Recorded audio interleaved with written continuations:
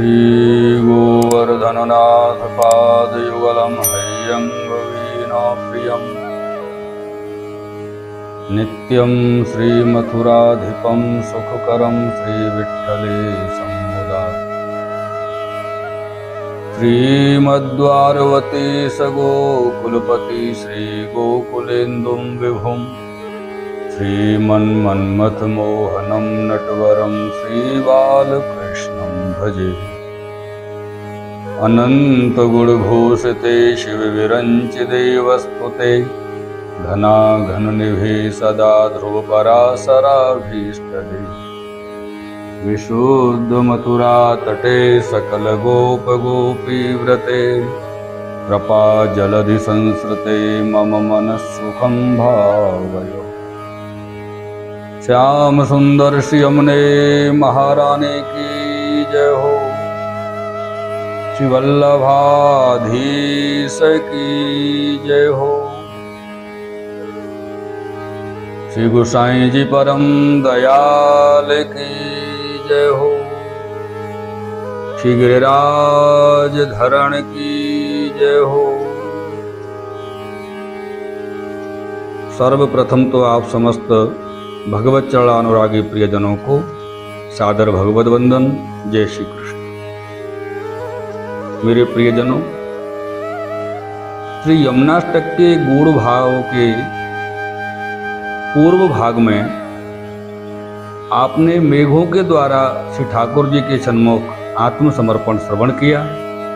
ठाकुर जी का वैराग्य गुण और यहाँ पर भक्त का वैराग्य गुण श्रवण किया था कि किस प्रकार से यहाँ आत्मनिवेदन पूर्वक श्याम घन ने घनश्याम के ताप का निवारण किया। सर्व के संताप निवारक श्री कृष्ण के ताप का निवारण करने वाले मेघ का अपने सुख के प्रति यह वैराग्य कितना उत्कृष्ट है, यहाँ तक आपने श्रवण किया था। कितना उत्कृष्ट है ये वैराग्य। यहाँ पर श्री पुरुषोत्तम जी महाराज आज्ञा कर रहे हैं, कह रहे हैं कि सकल गोप गोपी व्रते, सकल गोप गोपी व्रते पद द्वारा उभय पक्ष के श्री धर्म का निरूपण यहाँ होता है। कारण कि श्री आवरण से और भी अधिक प्रकाशित होती है। इसका विवरण समर्थन श्री भागवत जी में भी मिलता है कि गोपांगनाओं की मंडली से घिरे हुए उनसे सत्कारित भगवान त्रैलोक्य लक्ष्मी के एकमात्र आश्रय बपू को धारण किए हुए सात्विक देदीप्यमान प्रकाशित हो उठे।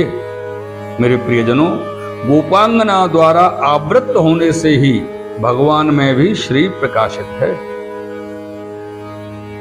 चकास गोपी व्रते परिषद गतोर चतस्त्रैलोक्य लक्ष्मी के पदम बपुर्दधत। प्रियजनों, गौरवर्ण गोपियों से समावृत होने पर ही सांवरा श्याम सलोना लावण्य रूप बनता है। कैसा बनता है? सांवरा श्याम सलोना लावण्य बनता है। क्यों? वो कैसे? कि जातन की झाई परे श्याम हरित दुति होए। शक्तिमान शक्तियों से ही सुशोभित होता है। तत्राति सुशोभिताभिर भगवान देव की सुतः।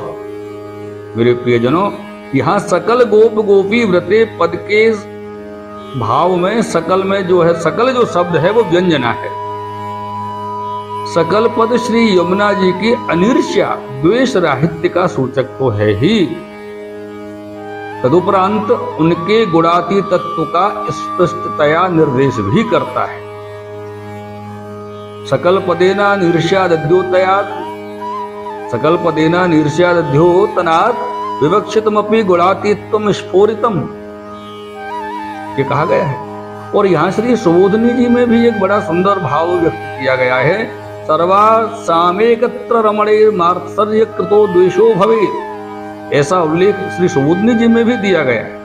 मेरे प्रियजनों, यहाँ सकल गोपीजन एकत्र रमणार्थ उपस्थित हैं, तथापि श्री यमुना जी में मात्सर्य का अभाव है। इन इस तरह 6 विशेषणों द्वारा श्री यमुना जी और भगवान के षड्विध धर्मों का निरूपण यहाँ कृपा जलधि संस्कृते पर आते हैं। षड्विध धर्मों का निरूपण करके कृपा जलधि संस्कृते पद द्वारा उभय के धर्मी स्वरूप का दिग्दर्शन किया जाता है। मेरे प्रियजनों, लीला प्रसंग में जिस समय जिस लीलोपयोगी धर्म की आवश्यकता होती है उस समय उसी धर्म का आविर्भाव किया जाता है। लेकिन करुणा ही भगवान का एक ऐसा धर्म है जो नित्य प्रादुर्भूत रहता है, अतः करुणा ही भगवत स्वरूप है। कृपा जलधि में संस्कृत अर्थात कृपा समुद्र ने जिसका आश्रय लिया है, ऐसे निरवधि कृपा में भगवान, यह कृपा जलधि संस्कृते है। प्रियजनों, निरवधि कृपामयता ही भगवान का स्वरूप है। श्री यमुना जी तो इस कृपा जलधि में समुद्र में सरिता की तरह समाश्रित हैं, एक रूप हैं, मिली हुई हैं, और यही तो श्री यमुना जी का स्वरूप है। भगवत समान धर्मों से समन्वित होने के कारण श्री यमुना जी सहज में ही जीव का भगवत सह संबंध स्थापित करा देती।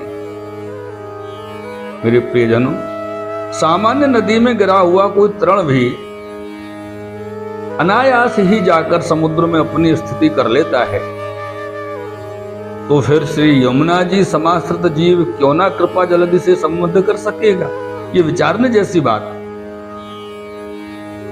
हम जीव यदि श्री यमुना जी के आश्रित हो जाएं, श्री यमुना जी के चरणों में अपने आप को समर्पित कर दें, श्री यमुना जी के लिए अपने को अर्पित कर दें, तो क्यों ना हम श्री ठाकुर जी में जाकर के समाहित होंगे, अर्थात श्री ठाकुर जी की हम पर कृपा होगी, श्री भगवत रस में हम मग्न हो जाएंगे श्री यमुना जी के कारण। यहाँ श्री पुरुषोत्तम जी आज्ञा कर रहे हैं कृपा जलधि संस्कृते। ये पद विशेष नहीं है प्रियजनों, ये पद विशेषण है जिसमें उभय पक्ष के वैराग्य गुण का उल्लेख हुआ है। वैराग्य गुण का उल्लेख क्यों किया गया है? क्योंकि विरागी ही कृपालु हो सकता है, रागी कृपालु नहीं हो सकता। राग में स्वार्थ वृत्ति रहती है और स्वार्थ वृत्ति के कारण राग निंद्य है। अपने साधु भक्तों के बिना मुझे अपने में भी कोई अनुराग नहीं, ऐसा भगवान कहते हैं। नाहम आत्मान मासा से मद भक्त साधु फिर बिना। भक्तों के बिना भगवान को स्वयं अपने प्रति वैराग्य ही रहता है। मेरे प्रियजनों, श्रोताओं, इसी कृपा उदधि की आश्रिता होने के कारण श्री यमुना जी की भी यही प्रकृति है। ये वैराग्य गुण का यहाँ पर आप सबने श्रवण किया। इस श्लोक में श्री यमुना जी के भगवत समान धर्मा होने के कारण अनायास भगवत संबंध संपादन रूप चतुर्थ ऐश्वर्य का वर्णन किया गया है। मेरे प्रियजनों, यहाँ इस विषय के साथ आज चतुर्थ श्लोक का विश्राम हो रहा है और ये 18वां भाग जो आप श्रवण कर रहे हैं, इस 18वें भाग के विश्राम के समय श्री छीत स्वामी जी ने बड़ा सुंदर एक पद गाया है। जा मुखते श्री यमुने यह नाम आवे। ऐसे श्री यमुना जी को गुण है। श्री यमुना जी की शरण पावे सो कि ठाकुर जी सहज में अपन को प्राप्त हुए, ये श्री यमुना जी की कृपावल है। जा मुखते श्री यमुने यह नाम आवे, तापर कृपा करें श्री वल्लभ प्रभु, सोई श्री यमुना जी को भेद पावे। श्री महाप्रभु जी की कृपा बिना तो नहीं पावे। तन मन धन सब लाल गिरिधरन को, देखे जब चरण चित्त लावे। छीत स्वामी गिरिधरन श्री विठ्ठल, नैनन प्रकट लीला दिखावे। नैनन प्रकट लीला दिखावे। जा मुखते श्री यमुने यह नाम आवे। जा मुखते श्री यमुने यह नाम आवे। मेरे प्रियजनों, ये श्री यमुनाष्टक के गूढ़ भाव का 18वां भाग आप श्रवण कर रहे हैं और ये चतुर्थ श्लोक का विश्राम इस भाग में हो रहा है। और हमारा आप सबसे अनुरोध है कि अधिक से अधिक वैष्णव भक्त, अधिक से अधिक श्री ठाकुर जी के प्रियजन, अधिक से अधिक श्री यमुना जी के प्रियजन श्री यमुना जी के इस भाव को श्रवण करें।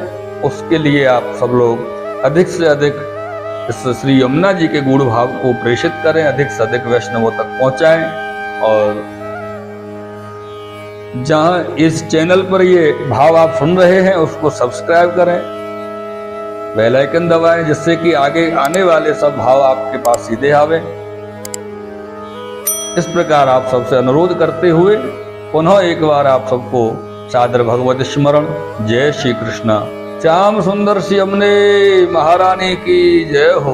श्री वल्लभाधीश की जय हो। श्री गोसाई जी परम दयाल की जय हो। श्री गिरिराज धरण की जय हो।